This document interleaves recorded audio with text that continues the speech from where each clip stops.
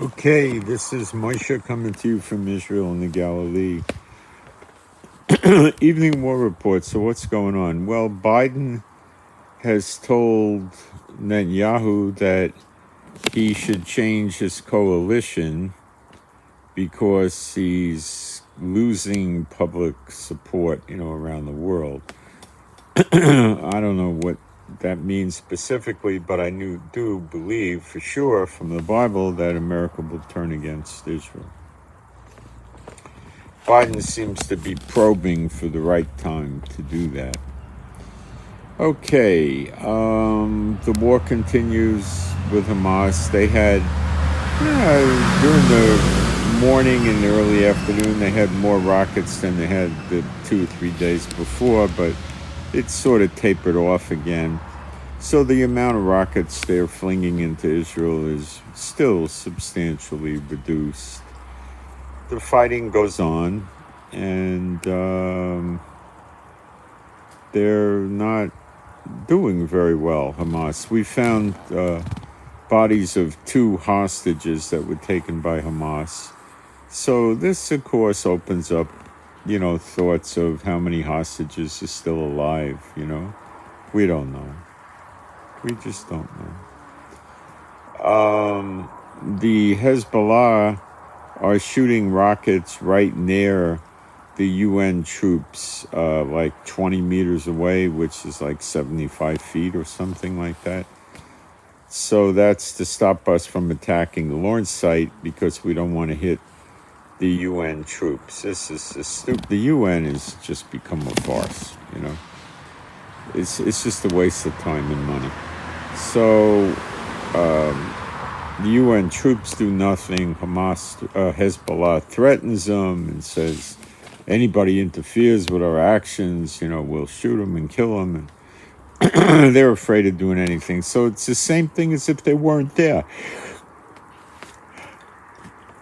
If they weren't there, it would be better because they couldn't be used as human shields.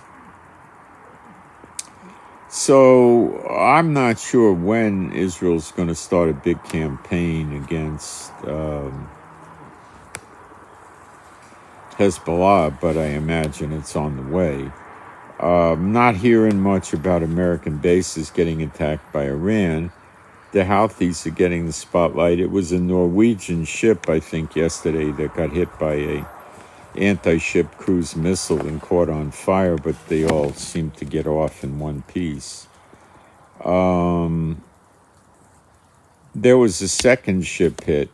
There was some rumors by some people that don't like Israel that it was an Israeli warship, but there's no substantiation for that whatsoever. But it appears the second ship was hit, or maybe just attacked.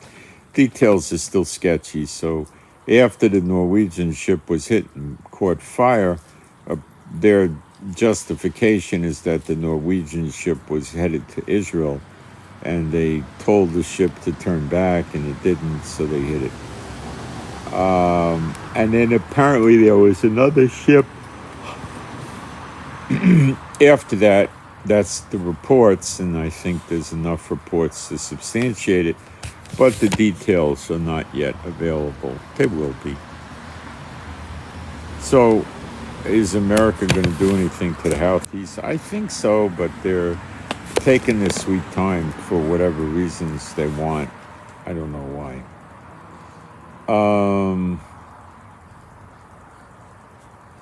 Thinking here, what else is going on? So we're fighting the Houthis and Hezbollah and Hamas, and the Palestinians in Israel are trying to stage a revolution for sure. The fighting in Jenin is very heavy. We're using drones against them now. Jenin's inside Israel, and Samaria and Judea were also called by the press the West Bank. Netanyahu came out with an announcement and said, we're not going to turn Gaza into a Hamasistan or Al-Fatahstan. Says there's no more Oslo Accord, we're not doing it. So Netanyahu's very insistent there's not a two-state solution. Biden also said that Netanyahu is not in a position to say no to a two-state solution. Sooner or later he has to do it. So you could see the yoke on Israel's neck from the daughter of Babylon, and that yoke is going to be removed a lot sooner than you think. And they woke up in Taiwan this morning surrounded by something like 6 Chinese Navy vessels and 20 airplanes flying around Taiwan. This is a daily or almost daily event with China. They act like they're going to stage an attack against Taiwan, and they don't. If you do it enough, you wear down Taiwan.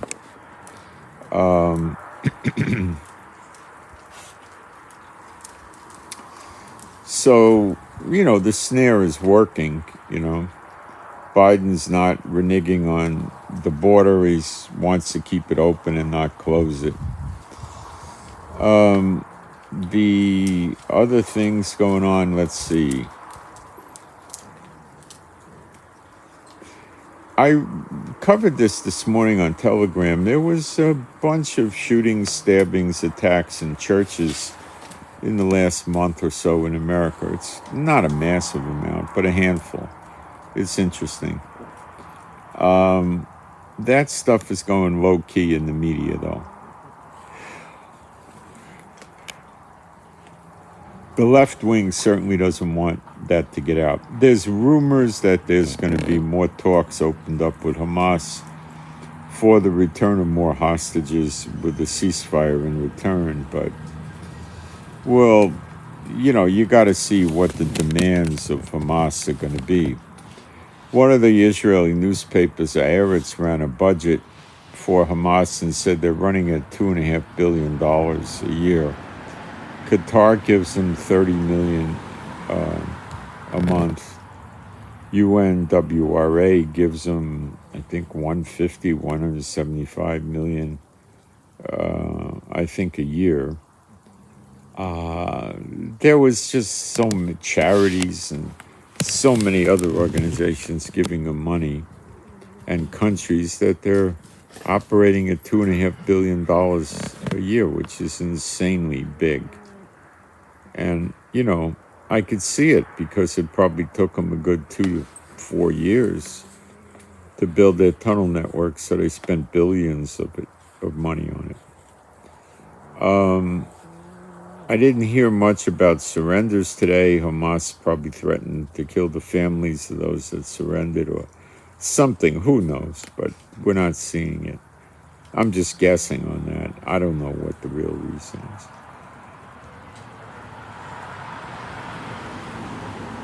Let's see.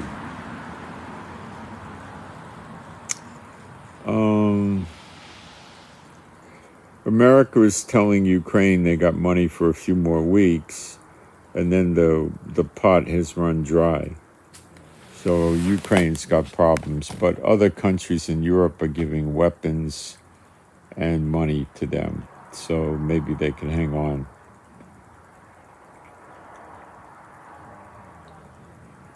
So it's going to get worse. It's not going to stay the same, and it's not going to get better.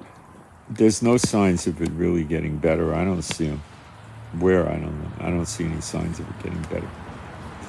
I don't think Netanyahu's in much of a mood to negotiate with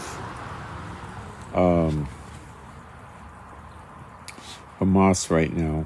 Their demands are usually moronic, and it's I don't know how serious it is. First of all, we don't know how many hostages they have that are still alive. They may have none. Or they might have 100 or 50 or none. I don't know. We don't know. We don't know what's going on. So they could be negotiating, about hostages that don't exist. So they'll just drag negotiations out, But that's not going to stop the fighting, so I don't know what they're going to gain. I have no knowledge of that. I think it's stupid what they're doing, but they keep doing it, No indications of Hezbollah marching to their aid, nor the Houthis, nor the Iranians, nor the Iraqis, nor the Syrians. So it looks like they're a disposable asset that got disposed. And that's it. Technically, it's dead terrorist organization walking. It's not gonna, I mean, they may not all get killed. I expect that very few of them will get killed if they surrender. Only the ones that were directly involved in the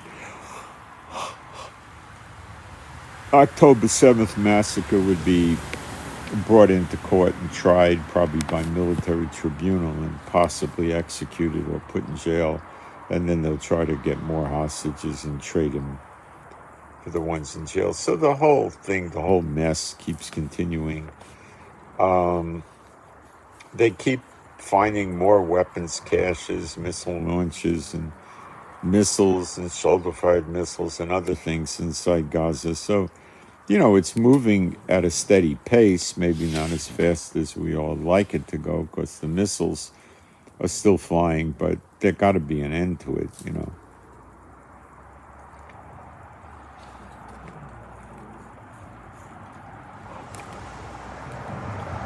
Elon Musk is not going to let them have the free internet access or phone access or anything, because he's concerned about what they'll do with this communications if he turns it on.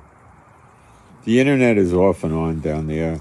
Hamas shot and killed somebody today trying to approach the UN humanitarian relief truck, which is really food and medical. So they're confiscating all the food and medical for themselves. And that's pretty stupid planning. I don't know what they're going to do about that. Maybe they wanted it to happen, the UN. I don't know.